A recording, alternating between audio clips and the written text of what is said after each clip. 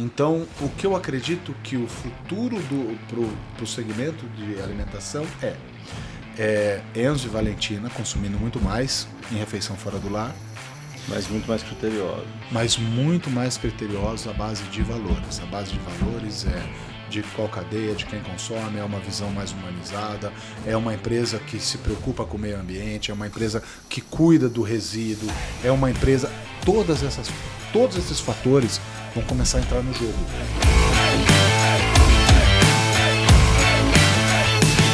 Bora, pessoal, tudo bem? Sejam bem-vindos para mais um podcast, o 13º podcast da Brasel em Campinas. Prazer poder estar aqui, Matheus Mazon, seu host. Antes da gente começar, já tomei um puxão de orelha aqui, então não esqueça de curtir, compartilhar, segue no podcast, escuta na academia, bota no Spotify, enfim. A gente está trazendo bastante conhecimento para vocês, para os donos de bares e restaurantes, para que a gente possa cada vez mais evoluir os nossos negócios.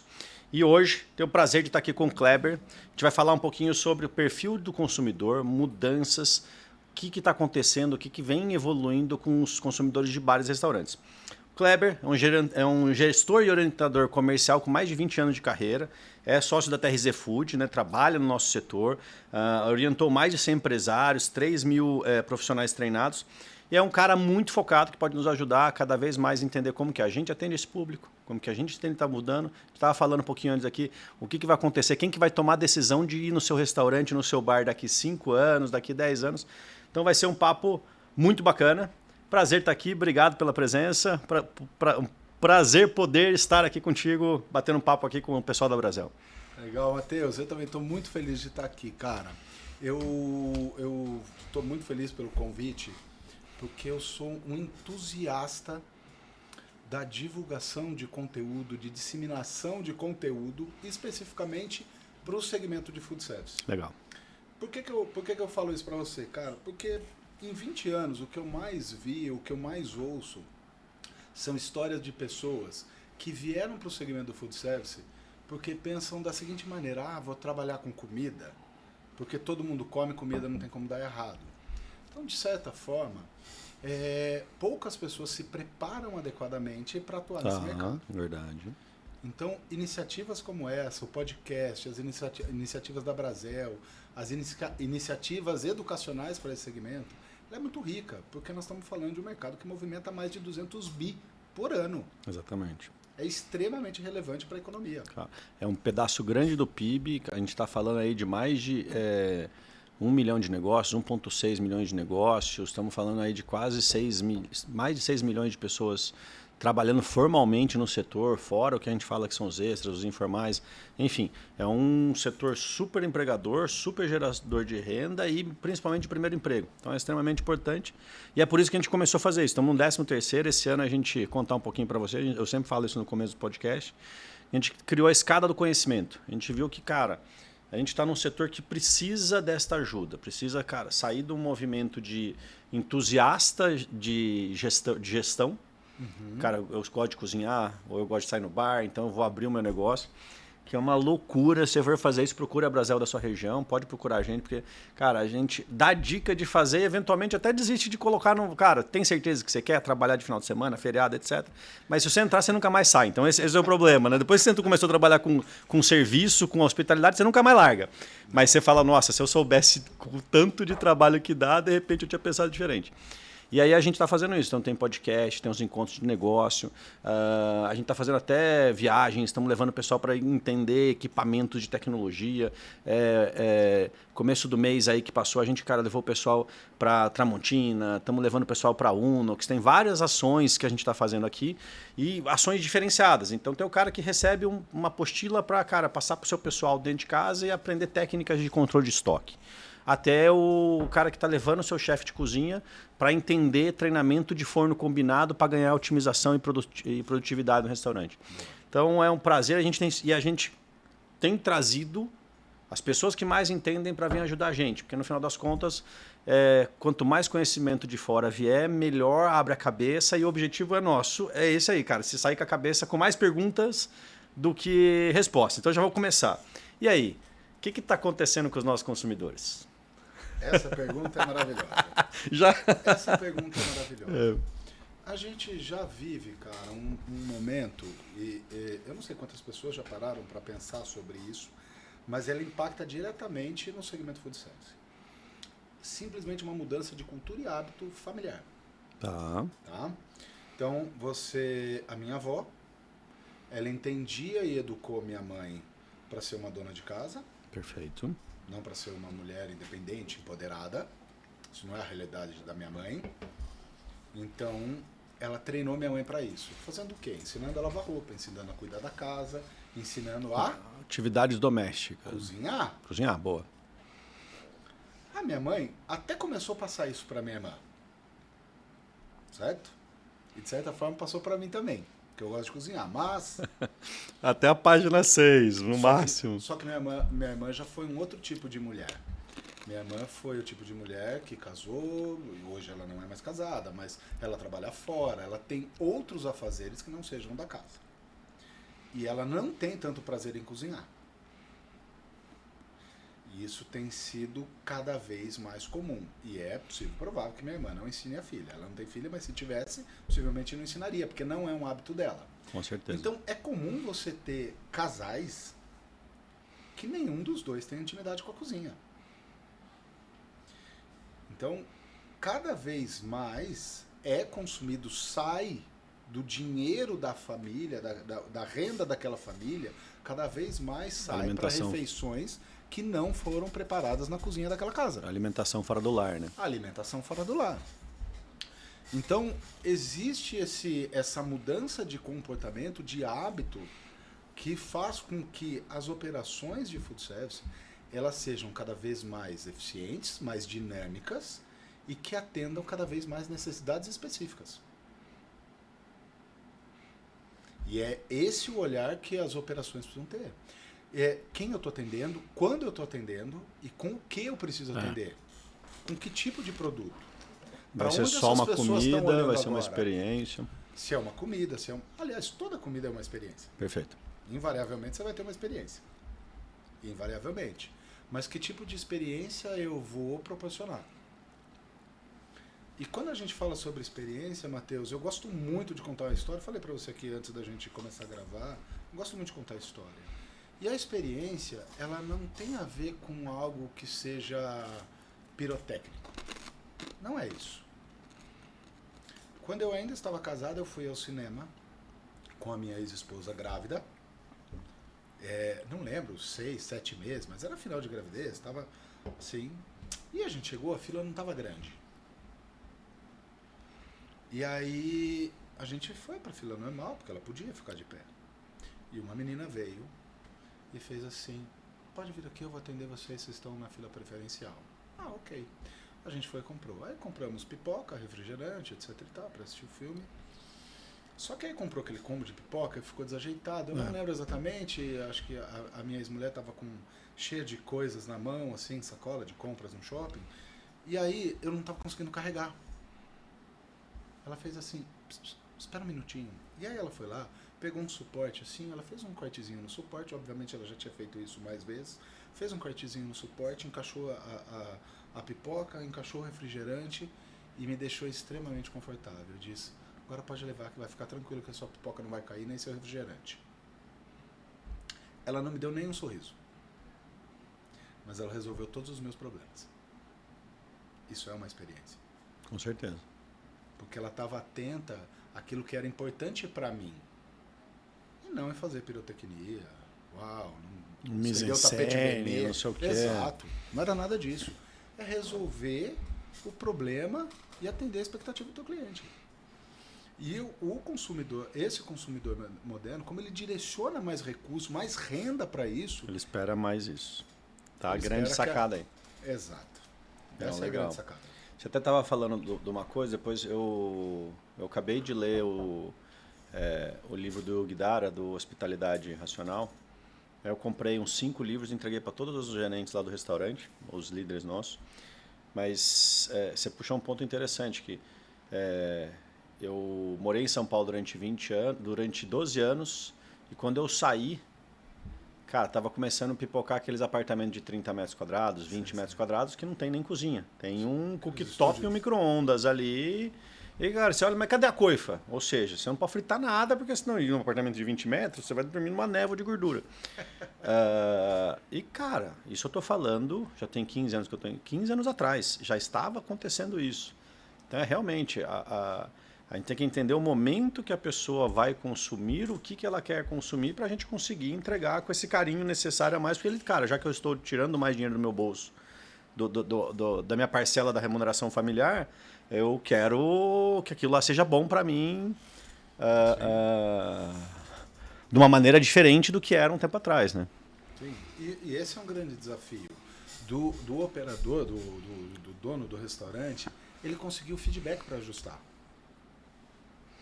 Entendeu? Ele conseguiu o feedback do que aquele cara espera. Então ele precisa criar canais de comunicação, se comunicar cada vez mais, seja por rede social, seja por uma pesquisa, ou no atendimento.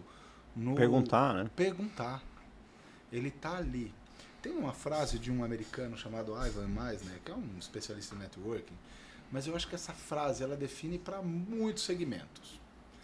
As pessoas não se interessam pelo que você sabe, até que elas saibam o quanto você se interessa por elas. Faz todo sentido.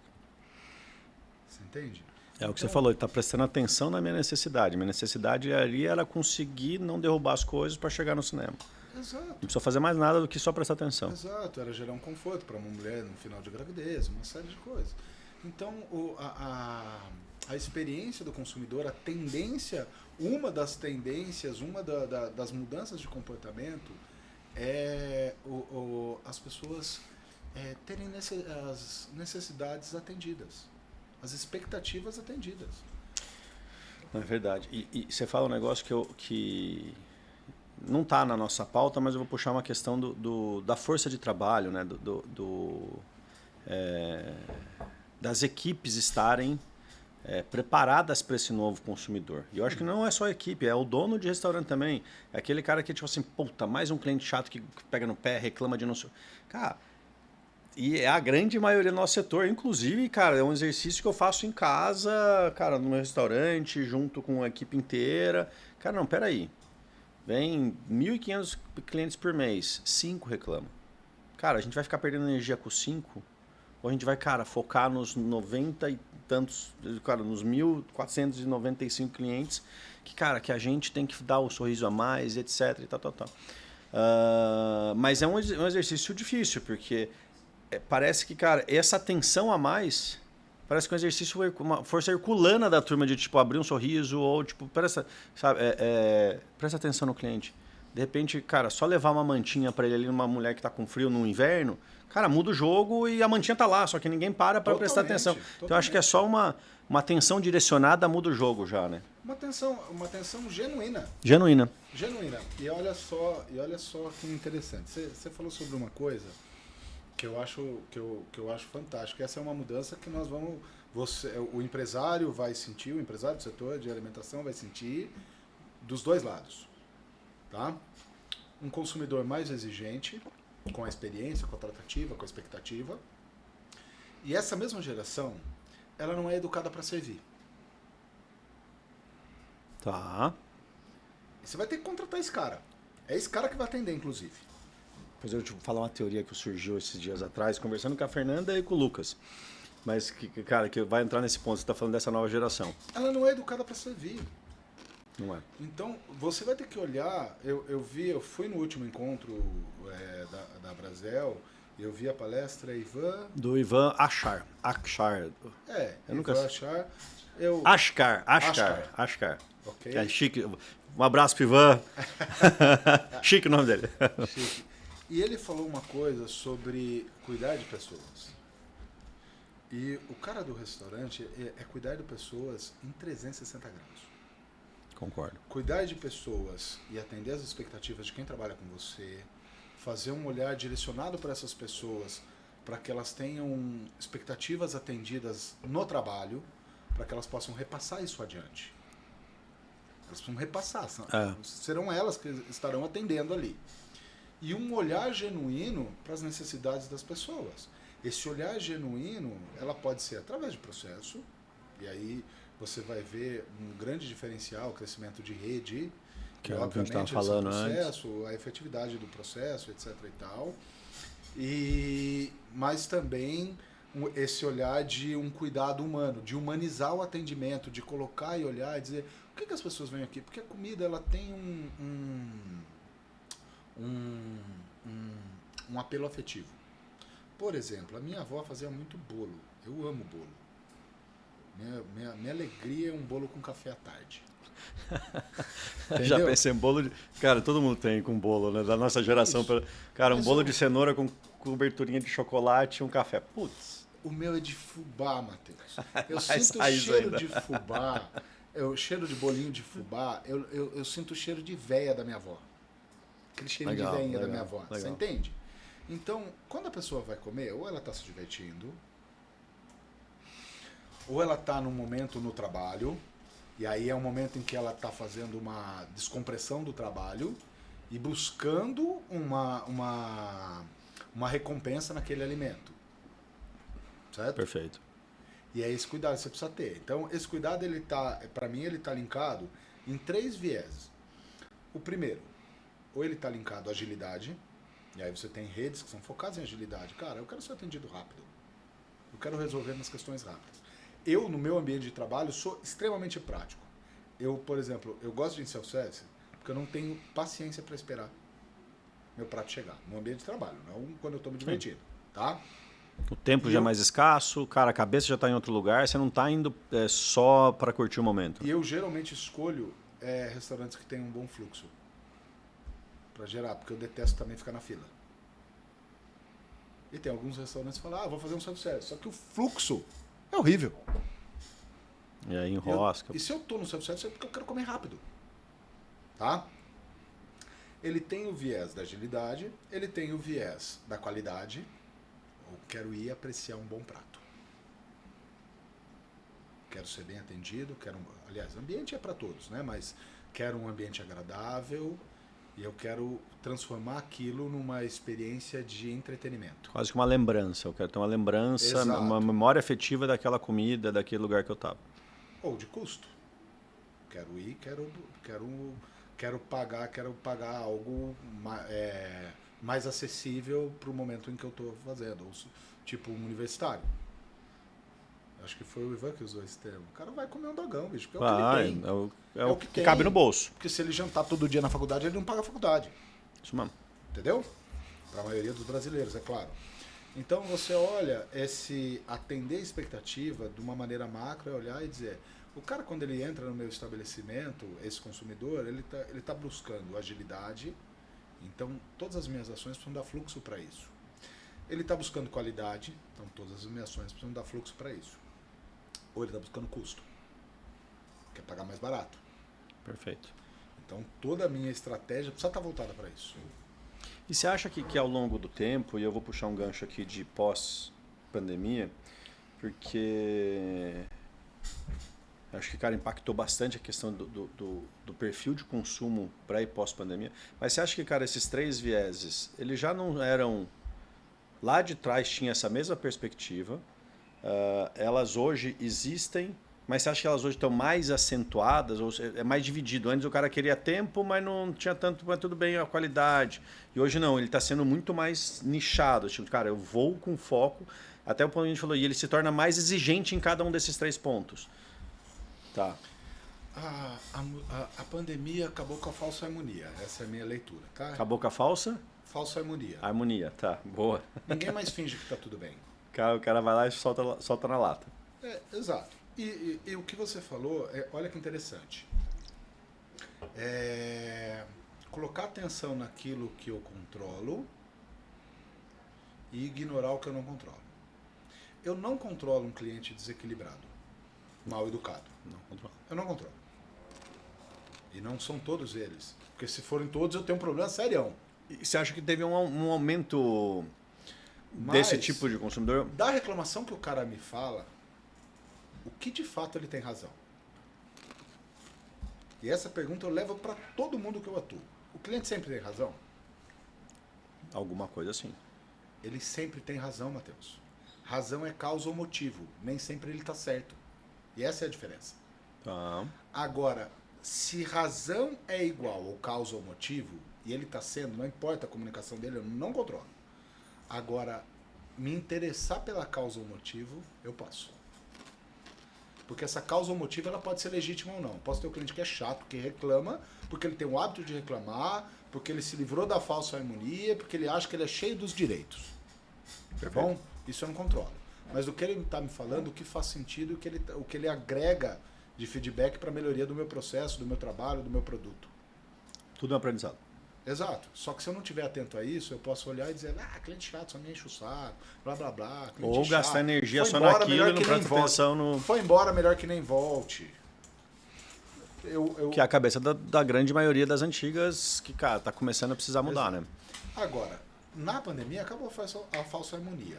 Por vários motivos, tá? O viés político fez com que acentuasse uma questão de posicionamento das pessoas. Todo mundo quer ter posicionamento e visão de mundo. Não é isso? Todo mundo quer ter posicionamento e visão de mundo.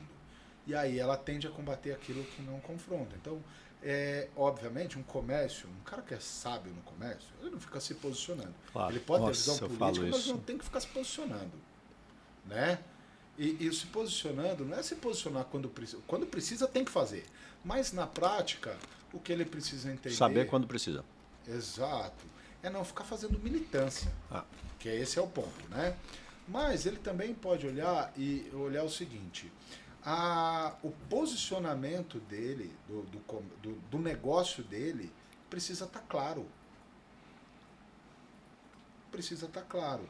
Porque às vezes o cara vai te dar um feedback porque ele quer que você faça uma coisa que não tem nada a ver com o teu negócio. Não tem nada a ver com o teu negócio. E ele vai falar. Né? Mas também ele pode te dar um gancho de melhoria ou de oportunidade. A gente estava conversando sobre isso antes de falar. Existe uma mudança de comportamento de alguns consumidores de olhar para pro produto vegano. É um mercado que cresceu. Eu não acho que é um mercado gigante, mas é comum numa família ter alguém que não coma carne. A gente estava falando exatamente disso. Estava falando sobre isso. Ele vai mudar o teu negócio? Não, mas ele pode ter uma relevância significativa. Sim. Não, e eu acho que até a gente falou do vegano, né? Eu dei exemplo lá no Benedito, que fez um cardápio específico. Cara, foi um super sucesso. Tá. Que hoje não é uma representação tão grande, mas ele atrai muita gente junto. Mas eu acho que a gente tem... Eu gosto de falar que muito da vida é como um pêndulo, né? Uhum. E você falou o negócio lá dos antagonistas políticos, que agora todo mundo quer ter opinião formada a antítese das coisas e tal. Eu acho que muita coisa é um pêndulo, né? Então, tipo, cara, a hora que o pêndulo tá puxando muito para um lado, se ele vier até o meio, ele para na coisa, então ele não sai. Então a pessoa vai pro outro lado forte.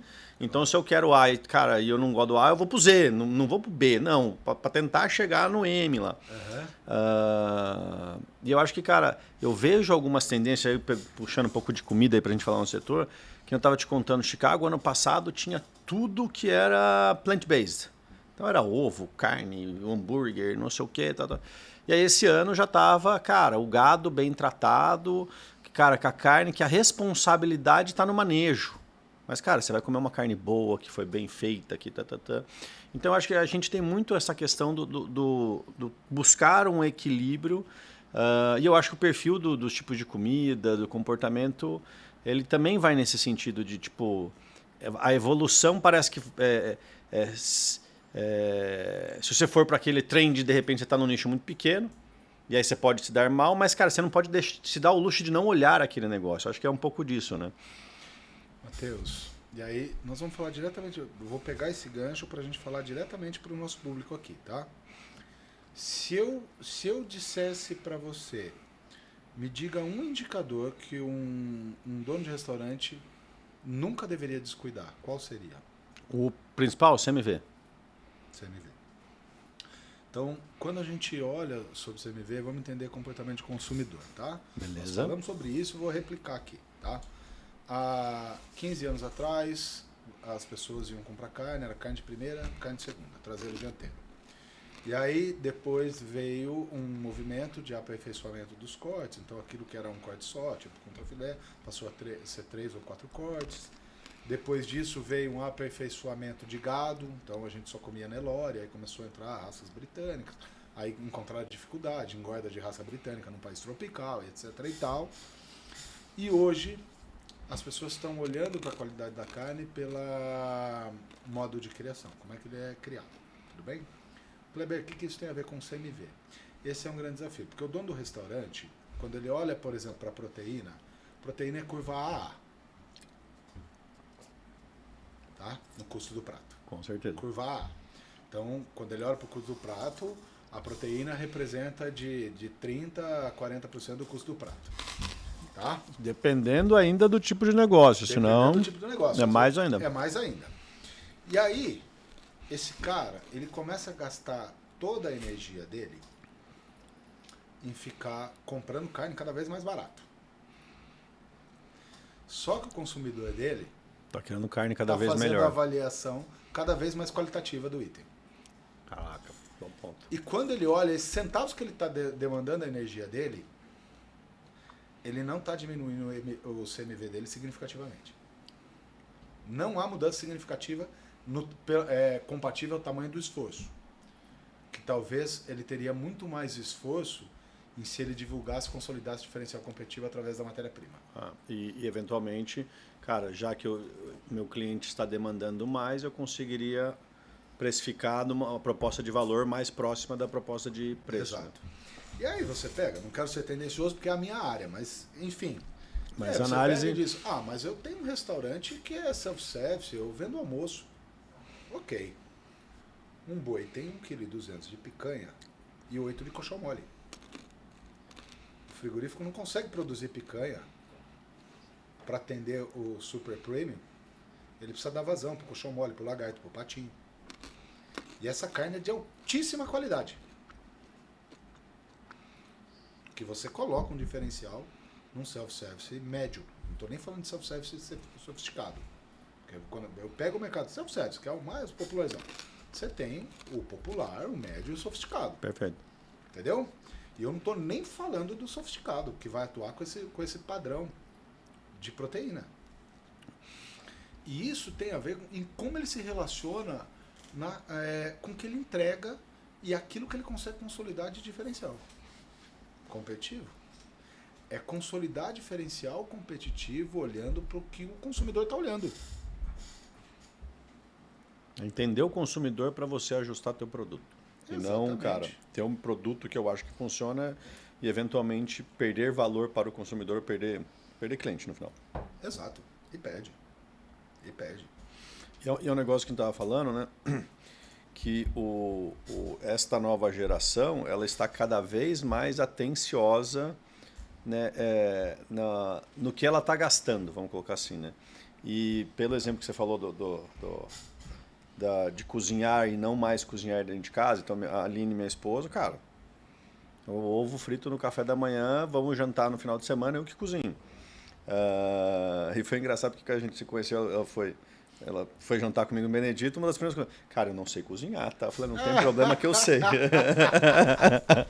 Então, tipo, é o padrão hoje, né? Padrão. Então, cara, tem esta turma que não cozinha em casa, aprendeu a comer fora, provavelmente, cara, pegou um apreço pelo comer fora mais elevado do que, por exemplo, cara, se ficar só no arroz e feijão lá em casa, a gente demorou para pegar paladar. Eu demorei para pegar paladar porque eu comi arroz, feijão, bife e salada de tomate. Aí depois que você começou a sair, que, cara, eu lembro quando eu fui as primeiras vezes para restaurante japonês. Eu já adoro comida japonesa, mas demorei com uns 15, 16, 17 anos para começar. E eventualmente um monte de gente demorou mais ainda.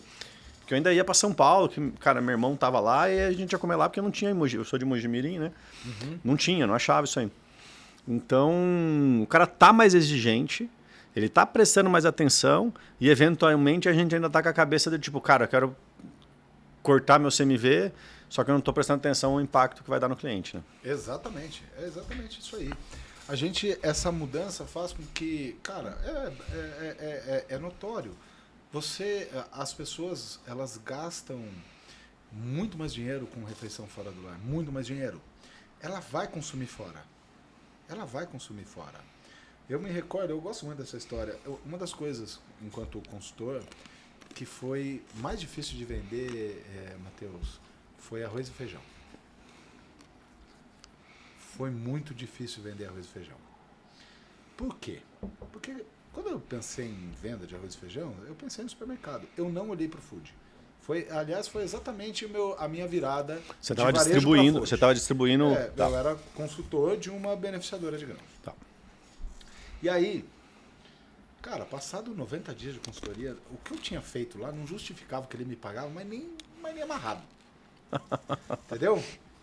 E eu tava uma sexta-feira me descabelando, assim, olhando para o relatório, olhando para o mapa e dizendo, cara, como é que eu faço para vender isso? E é a coisa mais simples, né? Arroz e feijão é commodity. O cara que tem um supermercado, ele já sabe que aquilo não dá e ele percebeu que se ele tiver 9 marcas ou 7 marcas, ele vende a mesma tonelagem. Não vai mudar nada. Então, quanto menos marca ele tiver, maior a capacidade de negociação. Vai apertar mais. Então, a melhor estratégia para vender arroz e feijão para supermercado é matar o concorrente, literalmente. Você tem que tirar, excluir ele lá, matar e é isso. Literalmente, eu não achei que era dumping de preço, não. É matar. É criminosão. É criminalmente, porque, cara, se o cara fizer o trabalho direitinho, ele não vai sair. E acabou. Se o produto tiver performance na gôndola, tchau. Bom, aí eu tava assim olhando pro mapa, o dono da empresa, que é meu amigo, passou e falou, Kleber, difícil vender arroz e feijão? Falei, cara, difícil. E ele falou, então, para você ter uma ideia, o consumo de arroz e feijão caiu 12% nos últimos 20 anos. Caraca. Então, tá cada vez mais diminuindo esse mercado. Eu fui para casa uma sexta-feira com esse pensamento na cabeça. Cara, mas como assim? Diminuindo o consumo de arroz e feijão? Por que parou de comer arroz e feijão? Classe A, talvez menos. Classe B, mas, cara, o Brasil é feito de classe C, D e E que come arroz e feijão como se não houvesse amanhã. E mesmo eu também, eu não percebi que eu diminui tanto assim, não. Aí eu olhei para isso e falei, cara, mas não pode ser. Aí eu pensei, pô, mudou o tamanho da família. Minha avó tinha 9 filhos, minha mãe tinha 3, tirando eu que fiz um monte. A maior parte das pessoas faz 1 ou 2, então diminuiu o tamanho da família.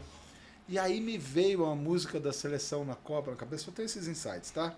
Me veio a música da seleção na Copa, somos 180 milhões pra frente, Brasil, salve a seleção. Falei, bom, nós já estamos em mais de 210 milhões, então essa conta também não fecha. E aí, quando eu abri, eu estava tomando um banho, pensando sobre essas coisas, numa sexta-feira. Eu abri, minha ex-mulher fez assim, Kleber, semana que vem vai ser corrida, né? Vai. A gente vai almoçar em restaurante ou você acha melhor a gente cozinhar e levar a marmitinha pronta de uma comidinha mais caseira? A minha resposta foi, restaurante, que eu não vou cozinhar. Eu não vou passar o final de semana cozinhando. E aí já... É isso, cara. Minha avó cozinhava em casa. Minha mãe, por um período, cozinhou em casa. E minha mulher cozinha muito menos. E aí você vai no restaurante, você tem mais opções, você não vai comer só arroz, tem macarrão, tem não sei o que, então o cara dividiu. Exato. A quantidade, todo mundo come a mesma, só que você está dividindo em outros itens. E aí foi exatamente nesse momento que eu me inseri no mercado food service com muita atenção, olhando, ok, a família brasileira consome muito mais no restaurante. Só que, alguns anos atrás, ela consumia de uma maneira inconsciente. Essa geração que está vindo... E uma geração que já está... É uma geração que tem um posicionamento, que busca experiência, tem um nível maior de exigência e uma profundidade muito maior de informação quando ela toma uma decisão de compra. Até porque tem muito mais informação disponível, né? Exato. Hoje você consegue consumir o seu prato antes de chegar no restaurante, em Instagram, imagem, foto, filme. Então, para olhar para esse consumidor moderno, o dono do restaurante... Não basta só ele conhecer sobre custo, não basta só ele fazer input de venda, mas ele tem que buscar diferencial competitivo olhando para a expectativa que o consumidor dele tem. E para isso, invariavelmente, ele precisa ter um olhar profundo, voltamos, um olhar profundo e genuíno para as pessoas. Para o cliente que está lá, olhar para esse cara e olhar para o público dele, para que pro colaborador dele, para que o colaborador dele também tenha essa capacidade de se relacionar com o cliente. Sim. Pegando esse ponto, como que você vê? Eu estou num trabalho forte lá no Benedito de melhorar as avaliações. Até o outdoor aqui da Norte Sul, aqui em Campinas, está lá com vários balãozinhos de avaliações dos clientes e tal, sobre o restaurante. E a gente tá falando, começou a falar, cara, o cara já tem mais informação e ele já é mais exigente, então, cara, ele pesquisa mais, ele entende mais teu produto e isso eleva o grau de exigência. Como que você vê a questão de mídia social, avaliação neste comportamento e como que a gente pode pegar essas informações e traduzir em valor agregado e traduzir em melhores margens e assim por diante? 93% das pessoas que tomam uma decisão de compra fazem uma consulta antes de 93%. 93%.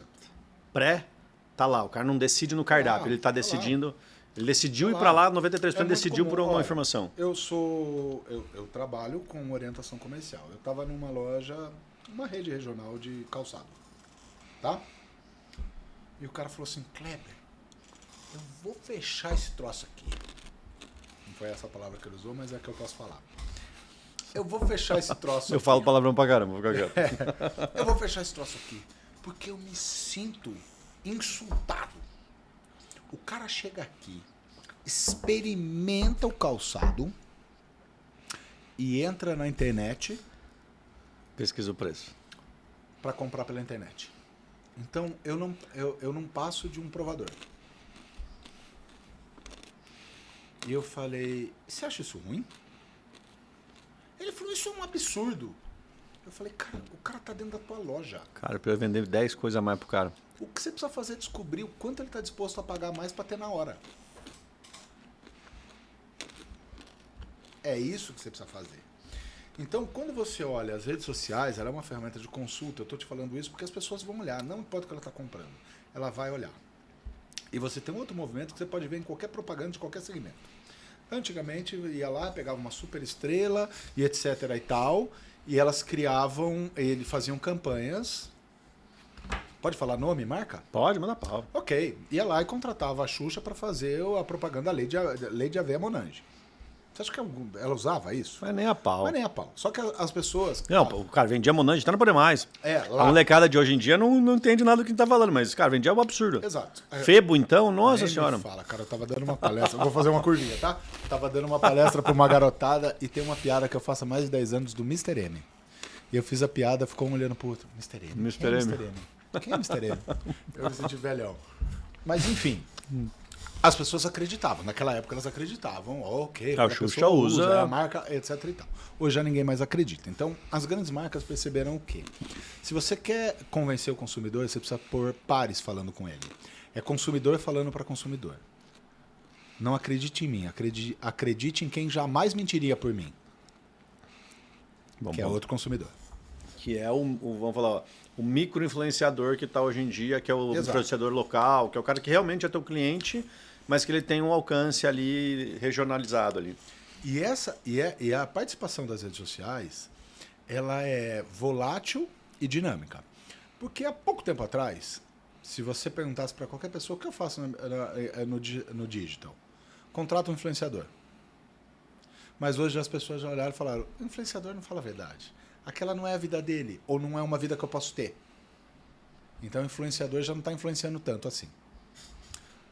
Então, qual é a melhor maneira de você utilizar a rede social? A primeira, se mantenha presente, se mantenha no campo de visão das pessoas, cuide da sua imagem e reputação dentro desse ambiente e incentive o teu cliente a falar sobre você.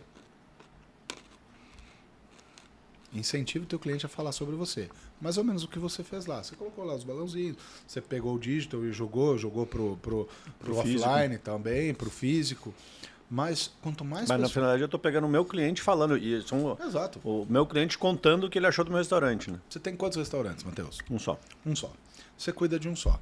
Se você pudesse falar a boca a boca como captação do seu cliente, representa quanto do negócio? A boca físico, tipo... Um indicando o outro. Cara, vai lá que a comida é boa. Vai lá que a comida é boa. É difícil medir, mas...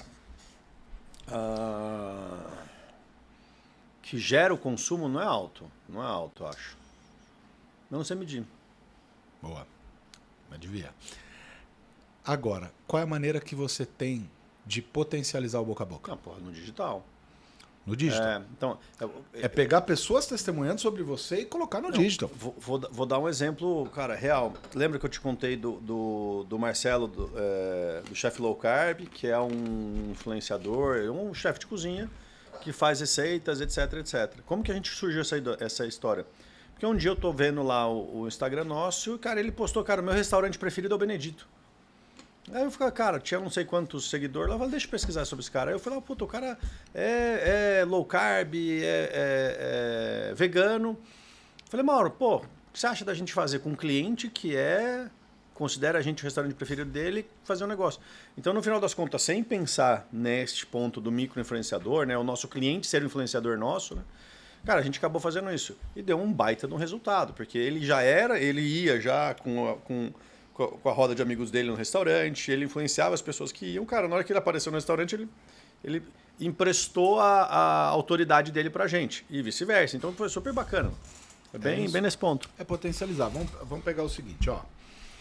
Segundo pesquisa NPS, um cliente que te avalia, se eu não me engano, tá? Pode ser que eu erre algum número, mas também não tem problema. Mas o cliente que te avalia de 5, 6... ele até voltaria, mas ele não se relacionou bem com a tua marca, tá? Para baixo disso, tchau. Já perdeu. Um detrator. Perdeu. Um cliente que te avalia 6 e 7 voltaria. Entre 7 e 8 voltaria. De 8 acima, ele vai falar bem de você. Beleza? Então, veja só. Você tem uma margem de 1 a 5 do cara que vai falar mal de você. E você tem uma margem de 8 a 10 que vai falar bem de você e vai te trazer novos clientes. É esse cara que a gente tem que... Aí você pega aquela história, eu não sei de onde tiraram isso, mas ok, é um bom número. Um cara que vai falar mal fala para 20, um cara que vai falar bem fala para 7. Meus números eram um pouco mais ampliados, isso aí era pior a análise que eu tinha antigamente, mas antigamente devia ser pior. Só que como é que você multiplica isso? Como é que você potencializa isso? Pega o cara que fala bem, leva para a rede social, cuida da tua reputação e ajuda ele a levar para 1000. Exatamente. Ajuda ele a levar para 1000. Eu tinha comentado contigo que eu tive uma reunião de marketing com o Lúcio, né, que é da Dali, que faz o trabalho aqui pra gente boa, obrigado, Lúcio. Que tava fazendo foto no Benedito agora. E eu tive uma reunião junto com o Rodrigo Bindes, que é uma agência de marketing lá de Brasília, que eu comentei que, cara, é legal de trazer conhecimento de fora.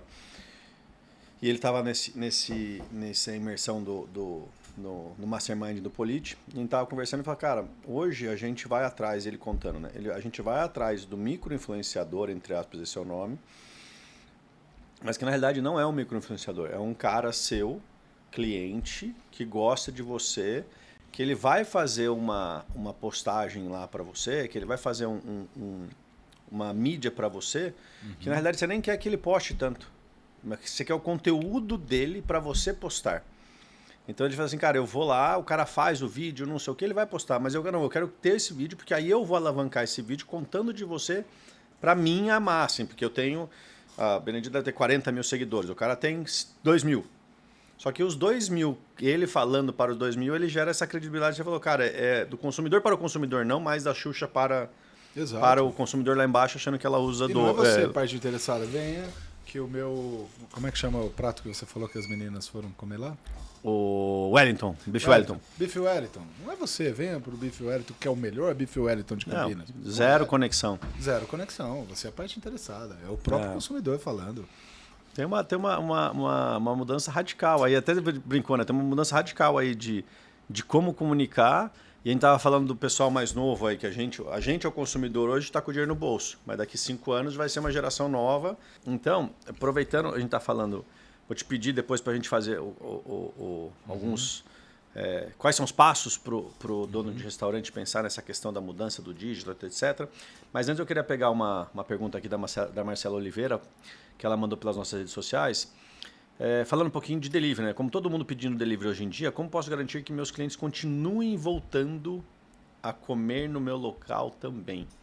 Acho que tem muito dono de restaurante que tem essa, cara, se ele vai pro delivery, ele deixa de comer em casa. E eu acho que não é bem isso, né? Como que você vê essa questão? Matheus, isso é crença, né, cara? Crença. Crença.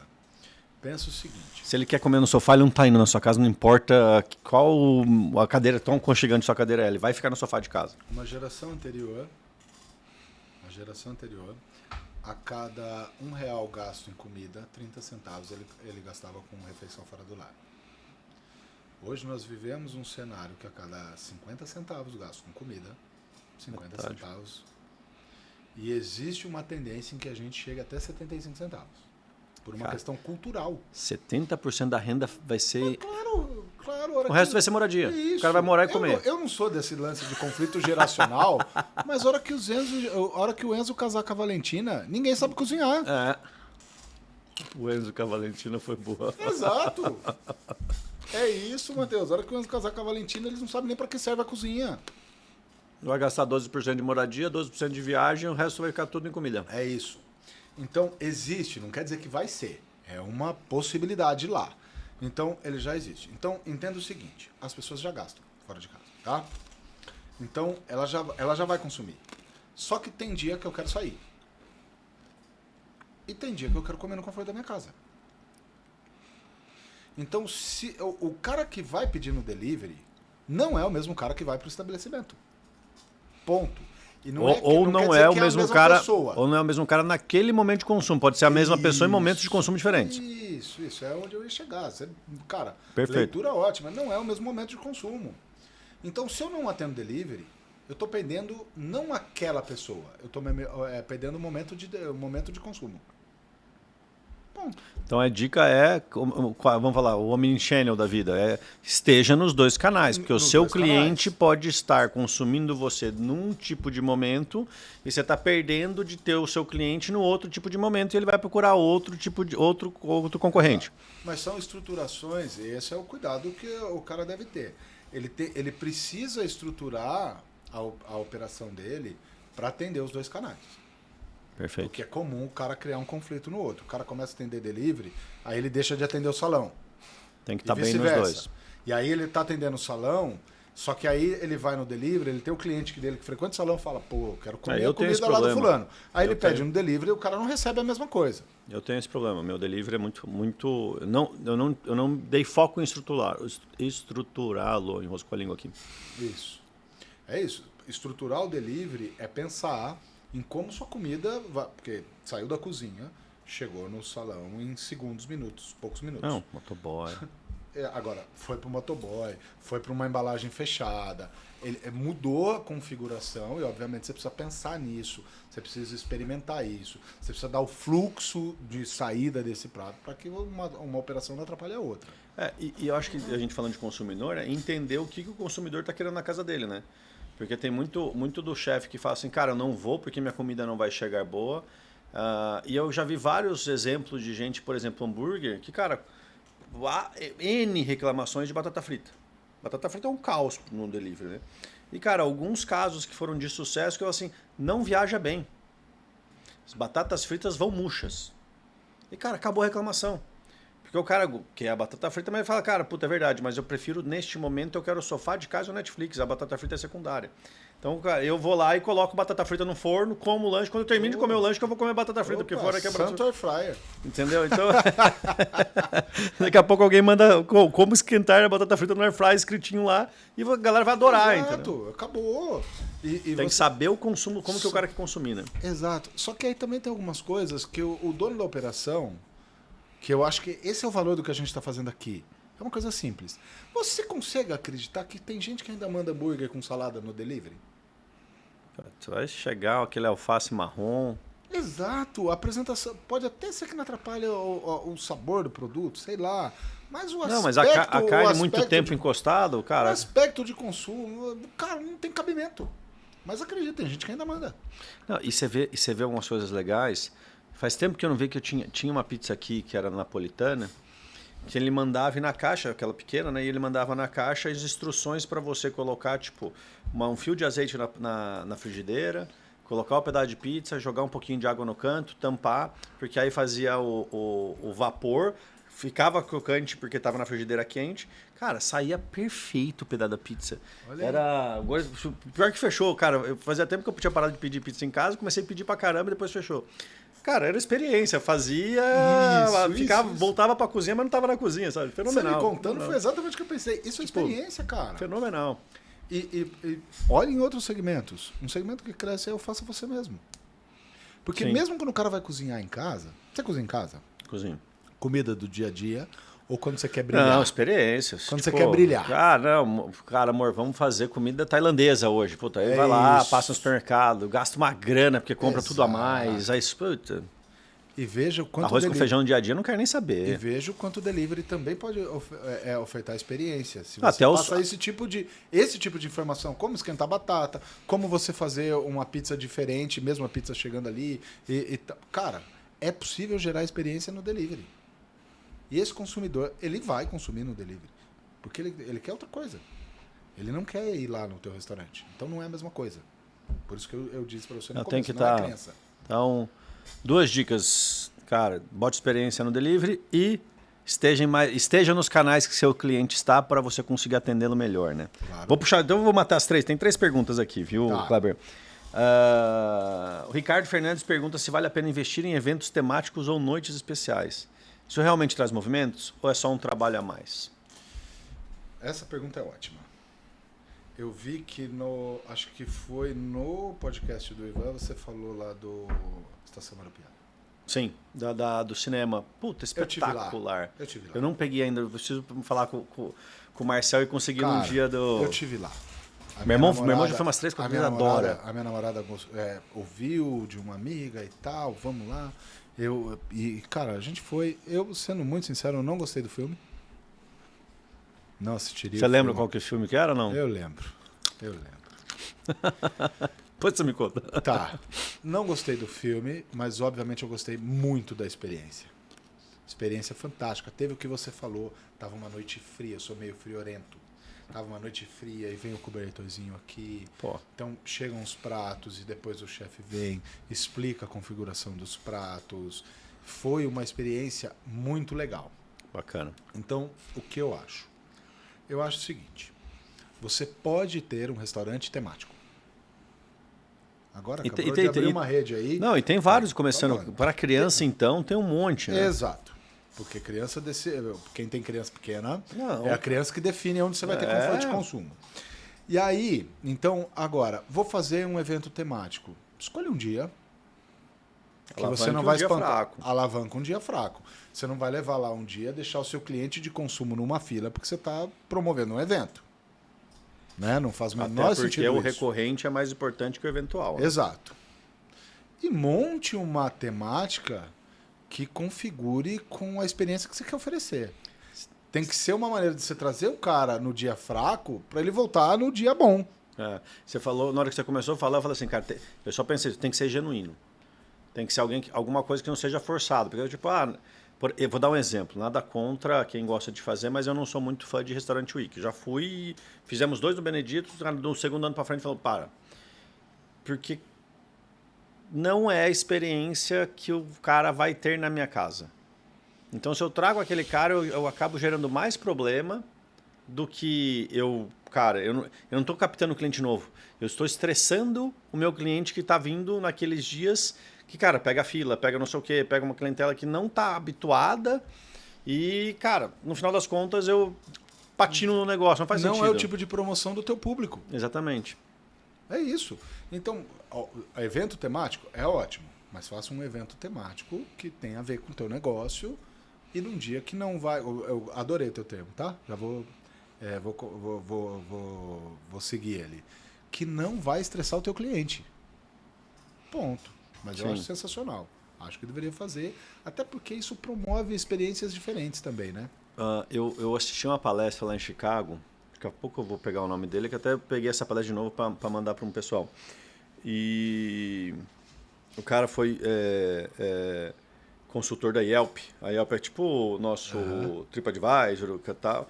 E só que eles fazem reserva, tá? Então o cara tinha uma base de dados gigante, tem 8 restaurantes, ele fala, cara, meus restaurantes estão lotados, eu não faço promoção. E esse era o chamado da palestra. Eu falei, caceta, velho, nos Estados Unidos, que é só cupom, como que o cara faz isso? Eu fui lá assistir a palestra para ver. Tava eu e o Vicente, do CEO da Colibri, junto lá assistindo. E o cara falou um negócio, ele tá no nicho experiência dos 3 coisas está no nicho valor, qualidade e tal. Ele fala, cara, eu não faço promoção. Eu tenho clientes extremamente fiéis. Aí eu falo, cara, como que eu consigo isso? Conhecendo meu cliente. Então ele capta os dados do cliente, ele fala, cara, eu capto de um jeito que é engraçado, não é creepy. Cara, me dá seus dados. Não, ele faz de um jeito diferente. O que ele faz? Eu crio um senso de pertencimento no meu cliente. Então, na hora que eu vou fazer, por exemplo, um evento especial, como ele tem a informação, ele chega assim, ó, vai ter o jantar com cinema no Marampiara. E são só 50 vagas. E como você está aqui sempre, você é meu cliente, eu estou te oferecendo antes essas vagas. E aí sim, cara, mas você quer fazer parte do grupo que pode vir nos jantares, porque acaba rápido, então você tem a abertura dos convites mais cedo. Cara, me dá suas informações para eu poder acessar você e te contar. Então ele não está dando desconto, não está coisa. E o cliente está falando assim, cara, eu sou especial dentro do restaurante que eu sou, que é meu restaurante preferido. Claro. E eu, cara, achei espetacular, cara, e ainda tô, tipo, matutando N ideias de, cara, como que eu faço o meu cliente sentir que nem minha equipe. Cara, você faz parte da minha família, sabe? É muito, muito interessante. Não sei até por que eu entrei nesse ponto aqui, mas é porque a gente tá falando do de genuíno, temático, né? no genuíno, de ser um negócio que, cara, que é pro Exato. seu público mesmo e não o público que você vai estressar o público seu, né? É um fator motivacional muito forte. A próxima pergunta é exatamente sobre essas coisas. Nós somos seres sociais, a gente quer pertencer a um grupo. Exatamente. A gente estava tendo esse bate-papo nesse mastermind que a gente estava segunda-feira, aí tinha uns 2 ou 3 conselheiros da Brasel. A gente falando, cara, mas bota a cara do dono do restaurante para aparecer, ou na hora que você vai expandir, alguém vai te comprar, você vai vender teu restaurante, se você está muito linkado, você não consegue vender, porque o restaurante é você, né? E a gente estava chegando nesse ponto, não, cara, gente relaciona com gente, não com CPF é com CPF, então você tem que ter tua cara, a gestão do seu negócio tem que ser profissionalizada. Você estando lá ou não, teu restaurante tem que funcionar. Mas o seu cliente quer saber quem que é você, porque ele não é mais a Xuxa lá fora que vai contar e trazer o cliente. Exato. Ana Paula Nogueira aqui fala, muita gente fala de fidelizar clientes. Quais são algumas estratégias simples que eu posso começar a usar agora para manter a galera voltando para o meu bar ou restaurante? Pronto, lembra de eu fazer uns passo a passo, não sei o quê? Pronto, estamos chegando aqui. A galera gosta, é bom isso aqui. Ajuda. Fidelização de cliente, se a gente para pensar que as pessoas elas gostam de se relacionar com pessoas e empresas que compartilham da mesma visão de mundo, que têm um interesse genuíno nas necessidades dela. Então, a melhor estratégia de fidelização é um olhar real para as expectativas do seu cliente e uma lealdade à expectativa do teu cliente.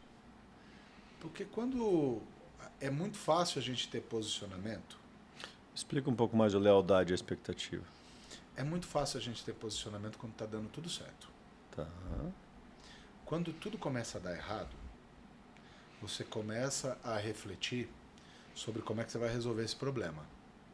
E existem alguns empresários que caem no erro de começar a, sem perceber, mudar a experiência. Isso que você me disse. Eu não entro mais lá naquele tipo de promoção, porque aquele tipo de promoção estressa meu cliente. Isso é lealdade à expectativa do teu cliente. Tá. Isso é lealdade. Porque quando você tem uma oportunidade de fazer um aumento de caixa, um aumento de venda, uma oportunidade ali, se o cara tá bem, ele tem uma gestão profissional, é fácil.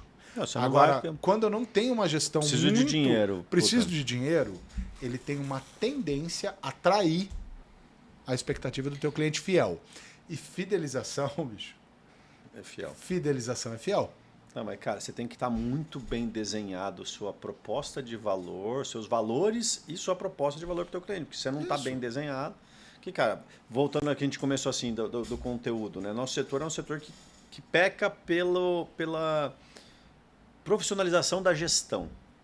Então, cara, o cara saber direitinho a tua proposta de valor, saber direitinho os seus valores, saber, cara, os non-negotiables, né? Tipo, cara, isso aqui a gente não faz e, cara, não tem negociação. Cara, pouca gente tem isso no nosso setor, né? Puta vida. Esse é o ponto, né? Primeiro, porque um percentual muito grande do setor de food service é amador. Um percentual muito grande. E quando eu digo amador, não é no sentido pejorativo. Ele não é o cara que se preparou para ser um empresário do segmento food service. Perfeito. E quando ele não se prepara, inevitavelmente ele começa a se tornar escravo do negócio. Lembra o que você falou? Ontem eu estava conversando com um cara, ele tem um restaurante no shopping. Eu fui conversar com ele e tal. E ele tem outros negócios, ele já tem uma idade, não é um garoto, já tem uma idade lá. Ele reclamou bastante, mudou muito, etc e tal. Mas eu sou viciado nisso aqui. O que ele estava fazendo? Cara, ele estava lá atendendo as pessoas e levando a bandeja na mesa do cara no shopping. Ele falou, sou viciado em fazer isso aqui. Eu gosto disso aqui. Mas ele tem outros negócios. Beleza? Ok, por que eu estou te falando isso? Porque eu perdi a linha de raciocínio, mas eu vou voltar. Esse trabalho de... Nós estamos falando de fidelizar, né? De fidelizar e o setor é pouco profissionalizado, pouco que profissional. perde a... Exato. Ele pede. Então, quando você entra, obviamente é um setor dinâmico, é gostoso de trabalhar. Você disse isso. Servia muito. Você disse isso. Se eu fosse pensar na quantidade de trabalho, na quantidade de esforço que eu tenho para chegar onde eu cheguei, talvez eu nem entrasse. Mas agora eu tenho zero vontade de sair. Agora eu não tenho vontade de sair. Agora não tenho vontade de sair. Então, esse é um ponto. Mas a maior parte dos caras que atuam no nosso segmento, primeiro, ele não se preparou, ele vem de outro negócio. Se ele conseguiu vingar, como dizia a minha avó, se ele conseguiu vingar, ele fez isso através de muito esforço. Muito esforço. Muito esforço. Tudo bem? Então, a gestão profissional é você olhar para o posicionamento do teu negócio, fazendo uma gestão de número, procurando especialização, procurando iniciativas como a escada do conhecimento da escada do conhecimento da Brasel, é ir buscar em outras instituições, é tomar iniciativa própria de formação e olhar e dizer, ok, dentro de tudo isso aqui que eu vendo, quais são as coisas que eu preciso dizer sim ou dizer não? É igual um gordinho quando vai fazer dieta, meu amigo. O gordinho, quando ele vai fazer dieta, ele escolhe, eu como de tudo. Brócolis, chocolate, vai. Ele precisa escolher. Ele precisa fazer um processo de escolha. E o processo de escolha, para entrar aquilo que é bom para você, aquilo que é ruim para você precisa deixar espaço. Exatamente. Porque senão você está demandando o esforço do teu negócio em coisas que não te traz retorno. Não, e tem um ponto aí que você falou, que, cara, se o cara vinga, foi por muito esforço. E tem um negócio que eu nunca tinha reparado, alguém comentou, que falou assim, cara, o setor de bares e restaurantes ele é muito mais complexo do que aparenta. Porque a gente é um varejo, vende produto, compra e revende. A gente é um serviço, cara, é um serviço com alto contato com o cliente. Não é só um contato que, cara, você foi no hotel, chegou, falou com a recepcionista, passou 24 horas lá e você teve 2 pontos de contato com um ser humano lá. Não, cara, você fica 1 hora sendo acessado 10, 12 vezes durante 1 hora de almoço. 6, 7 vezes. Então, você é um serviço de alto contato. Isso é uma fábrica. Então, você é uma indústria, um varejo e um serviço. Isso é os 3 setores numa coisa só. Que, cara, para você sobreviver, você tem que se enterrar lá dentro nos primeiros anos. Então, tipo assim, parar para imaginar que a gente deveria ser profissional logo de cara, é quase impossível, porque tipo, é diferente de você começar com um business plan, que, cara, não, já tem essa consultoria que vai me ajudar, já tem essa contabilidade que funciona, já tem esse cara do marketing não sei o quê, eu já tenho apoio jurídico. Não, você tem que fazer tudo sozinho, tomando tapa na orelha e conseguir sobreviver. É isso. Eu não tinha parado para pensar. É muito difícil, cara, sair do operacional. E como eu disse, e ainda mais no começo da vida do cara. E como você disse, contato o tempo todo, e o contato é sensível. Super, porque a comida tem um apelo, a comida tem um apelo emocional e, na maioria das vezes, no momento de entretenimento. Ou seja, você pode cometer erro, o seu cliente só não pode ver. Porque ele não quer estresse. Exatamente. Ele não quer estresse. E você falou que eu falei, né? Tipo, e quando você entra, você não sai. Porque eu fico brincando lá com a minha turma. Cara, a gente tem o melhor emprego do mundo. Porque o nosso cliente vem feliz. Só não pode cagar no pau. Só não pode fazer cagada, é menos mal assim. Exato. Porque o cara tá feliz, o cara eventualmente vê um casal meio que tá brigado, porque brigou no carro, chega no restaurante, mas tão louco pra ficar feliz de novo. Exato. Eu falei, cara... Tá em busca de felicidade. O cara tá, cara, tipo assim, 99% do carro, você abrir um sorriso, cara, e ser um pouco simpático, cara, 99% do trabalho tá feito. É só entregar a comida no tempo certo, cara, terminar, fechar a conta e tal. Aí eu falo, cara, aí o pessoal, não, mas tem um pessoal chato. Eu falei, cara, quer trocar e virar atendente de telefonia? Cara, de call center de telefonia? Você vai descobrir o que é gente chata. Não, é só gente, cara. O cara, eu não sei quem que você é, mas quero mandar você pra puta que pariu. Tipo, É outro. isso. Então a gente tá num ambiente que é muito bom, cara. Você faz grandes amigos, você tem um... Só que a carga de trabalho, a dificuldade é grande. A complexidade da gigante. operação, indústria, serviço e varejo ao mesmo tempo. E ninguém para pensar, né, cara? Hoje a gente tem, lá na cozinha, a gente tem cozinha de produção e cozinha de finalização. Cara, é uma indústria. É indústria. PCP, planejamento e controle de produção, sabe? Tipo, é muito doido esse negócio. Você vem de distribuição, manipulação de alimentos, você sabe, cara, É isso. É indústria mesmo, processo, e uma indústria difícil. É diferente de pegar uma roda de carro que é uma para uma, não. Vou pegar um pedaço de carne, porcionar, perda, mão, o cara erra o corte. Exato. É muito pesado mesmo. Padrão. Não, legal. A gente tá chegando no finalzinho aí. Eu vou fazer mais um pouquinho aqui, reflexões sobre o futuro do setor. Mas depois eu queria fazer um wrap-up nos últimos 3 minutos. A gente, cara, então, 5 dicas que a gente pode fazer para a turma. A gente falou da molecada nova que está vindo, que vai mudar o consumo. A gente falou que o cara está muito mais específico e sabendo a proposta e valor que ele está indo atrás. A gente falou que a grana vai estar na mão de um cara que consome e pesquisa 93%, decide antes de chegar na sua casa. Como que você acha que vai ser daqui para frente? E que pontos daqui para frente que a gente precisa olhar? A gente acabou, eu achei que a gente ia entrar um pouco em questão de comida, não sei o quê, mas foi muito mais legal da gente falar do comportamento do cliente. Comportamento. Que coisa você vê que no comportamento a gente pode esperar daqui para frente? Eu vejo, Matheus, que uma gestão por valores ela é o futuro para qualquer negócio. E para o segmento de alimentação, idem. Porque esse é o ponto de vista dessa geração que está vindo, tá? Vai ter um monte de gente que vai comentar aqui, que vai falar porque essa geração e lá, etc e tal. Tudo bem? Eu sou muito a favor, eu ainda acredito que a geração que está vindo é uma geração melhor que a nossa.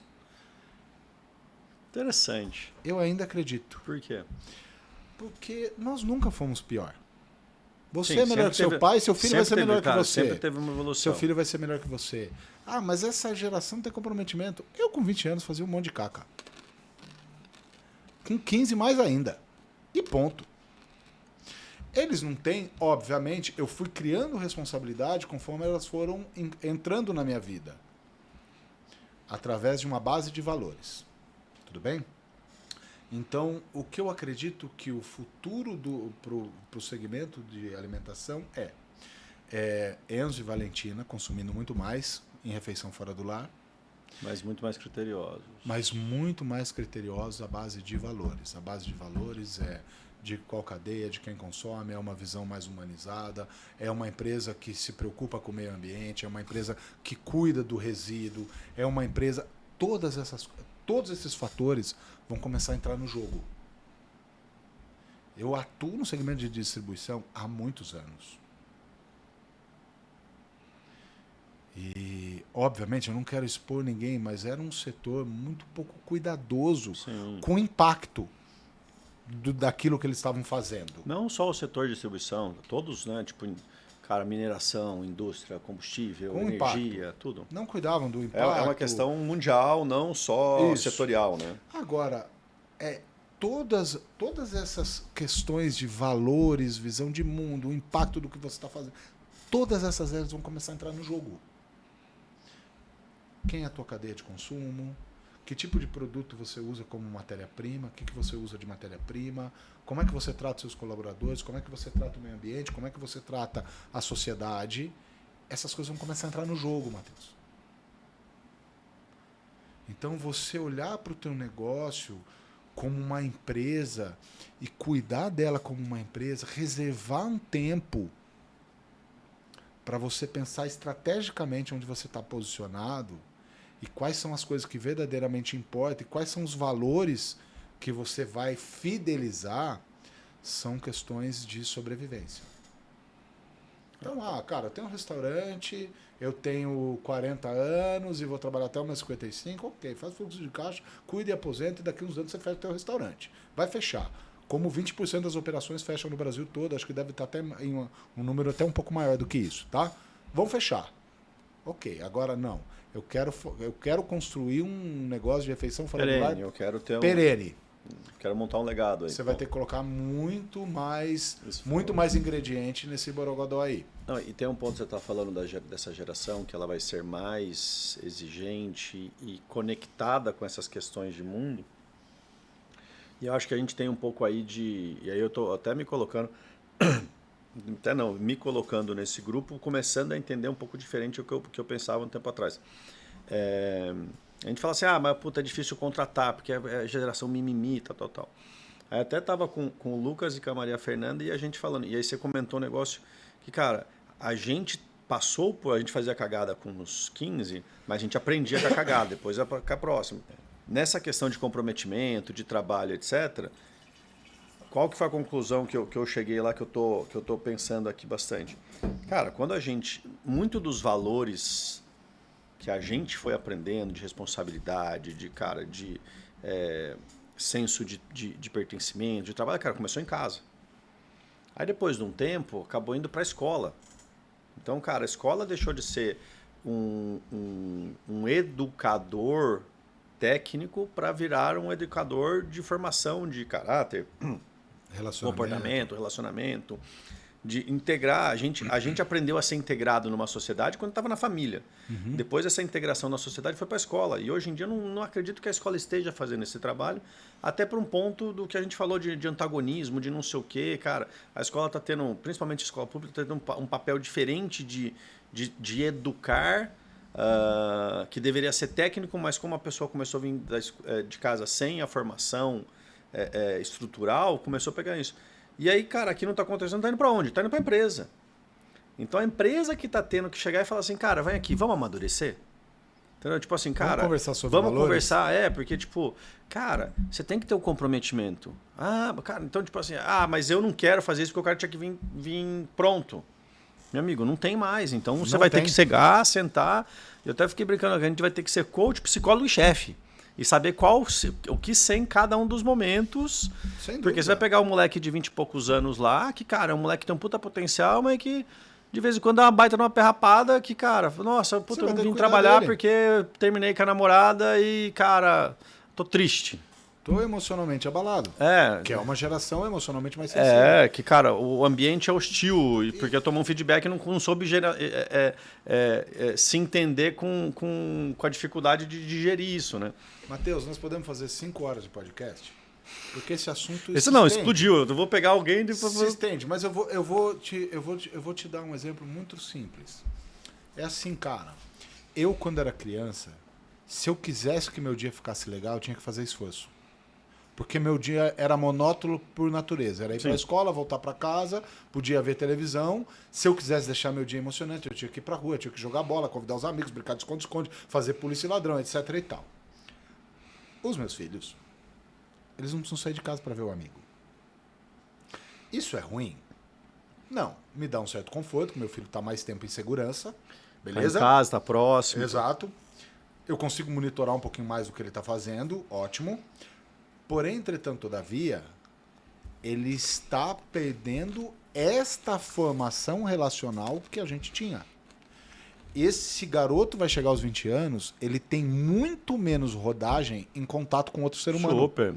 Porque o contato dele é digital. O relacionamento interpessoal não tem? E já acontece isso. Você chega no comércio, a pessoa fala com você olhando para baixo. Porque para ela, o contato visual na relação não é importante. Porque ela não foi educada a fazer isso. Olha que doideira. É verdade. E esse cara vai ser o consumidor daqui 5, 10 anos. Consumidor e colaborador. A gente tem que pensar nele como consumidor e como colaborador. Ponto. Eu até falei isso pro pessoal, pra turma aqui. Eu falei, cara, e ninguém tá parando para pensar dessa forma. Então, se a gente começar a pensar, peraí, cara, eu vou ter que pegar para fazer o trabalho que, cara, não foi feito corretamente na família, ou corretamente não foi feito na profundidade necessária na família, nem na escola. Então, cara, se você pegar e começar a fazer isso e trazer essa pessoa pro teu time, o senso de pertencimento que ele está buscando, esse cara vai virar um leão para defender teu negócio. Porque, cara, foi você que deu atenção, que deu, cara, autoridade. Falta autoridade em algumas fases na vida. E a autoridade é muito bom dizer, cara, a regra está aqui, isso aqui, isso aqui, isso aqui você saiu para fora, não é legal, volta para dentro e vamos para cima. Você tem um exército na mão, só que vai dar um trabalho. Você tem o lado positivo a teu favor se você souber usar. Por quê? Porque esse cara, ele tem mais informação e profundidade para consumir, mas também tem para trabalhar. Você vai ter um colaborador, porque hoje você tem um colaborador que você manda ele fazer um negócio e é possível e provável que se tiver um outro negocinho do lado, se você não mandar, ele não faz. Não faz. Por quê? Porque ele não tem profundidade sobre o contexto todo. Esse consumidor mais exigente, mais profundo, ele também vai estar trabalhando para você, ele vai ter mais profundidade do seu negócio. Só que se você não der o sentido de propósito e valores para ele não fica. Ele não vai. Ele vai consumir no outro que ele dá. Do mesmo jeito que ele vai consumir no outro lugar que dá, ele vai trabalhar no outro lugar que dá. Porque a segurança de entrar na firma e aposentar na firma, que meu avô... Não existe mais. Acabou. Não existe mais. E essa é a regra do jogo, e para de chamar os caras de mimimi e se relaciona com eles. Porque foi essa a conclusão. Cara, não adianta. Então, cara, aprende a gerenciar. E vai. Aumenta lá um expertise que é de psicólogo, mentor. Porque, exato, cara, vai precisar mesmo. Vai precisar. Vai precisar. Perfeito, cara, meu amigo. Eu acho que a gente começava um segundo assunto aqui de gestão de pessoas, como relacionar com o novo colaborador / consumidor. Exato. Que entra um novo podcast. Deixa eu falar um pouquinho aí do que vai vir nos próximos eventos aí nós da Brasel. No dia 27 de agosto, a gente está indo para o 19º Encontro de Negócios com a Recruz. Conhece a Renata?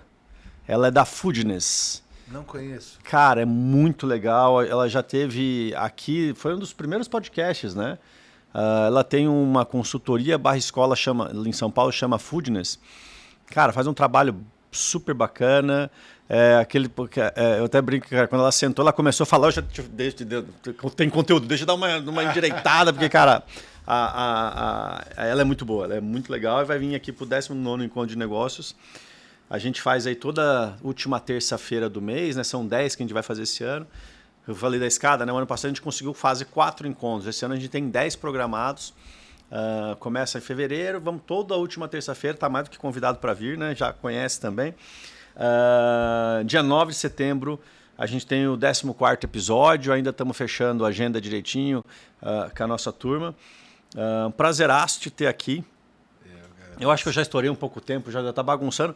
Mas, cara, 3 pontinhos que você acha que, tipo, galera, presta atenção e aí a gente encerra e depois a gente vai ter que marcar uma agenda para você voltar para a gente falar do colaborador consumidor. Esse eu vou ter que botar uns 4 donos de restaurante aqui, porque vai ter o pessoal que vai reclamar e o pessoal que vai falar, não, bora para cima, né? Boa. Matheus, eu penso que a primeira coisa que a gente precisa, o operador, o dono do restaurante, ele precisa estar atento sobre o posicionamento do negócio. Que tipo de experiência ele vai ofertar e ser fiel a esse posicionamento para que ele não gere estresse para o cliente fiel. Tá? O segundo ponto é zele pela sua reputação no ambiente digital. Zelar pela sua reputação é você olhar esse novo consumidor, esse consumidor que está vindo, ele tem uma facilidade muito grande na tomada de decisão baseada em consulta e pesquisa dentro do ambiente digital. Tá. Converter cliente, fazer campanha, converter cliente é super difícil, porém, entretanto, todavia, 100% das pessoas que vão conhecer o teu negócio fizeram uma consulta no ambiente digital.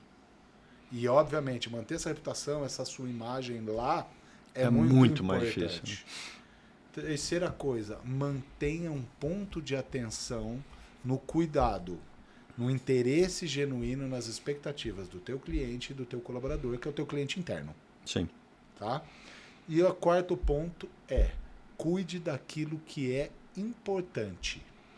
Cuidar daquilo que é importante é olhar o empresário, e eu imagino que é para ele que a gente está falando, olhar para todos os afazeres dele e separar um tempo para se dedicar à estratégia do negócio. Sair um pouquinho do operacional, cuidar da estratégia, buscar conhecimento, buscar o que tem de inovação no mercado, porque o mercado de alimentação é extremamente dinâmico e o mundo está mudando no dinamismo jamais visto na história da humanidade. Exatamente. E eu vou até pegar esse gancho e falar assim, cara, agora eu vou falar para você, dono, operador de restaurante, que, cara, não é a molecada que é mimimi. Eu sei que é mimimi que fala assim, não dá porque, cara, eu não tenho tempo.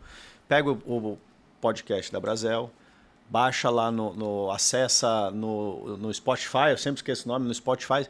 Hora que você está na academia, hora que você está indo buscar o filho na escola, hora que você está no carro, hora que você está esperando alguma coisa acontecer, cara, coloca lá, escuta.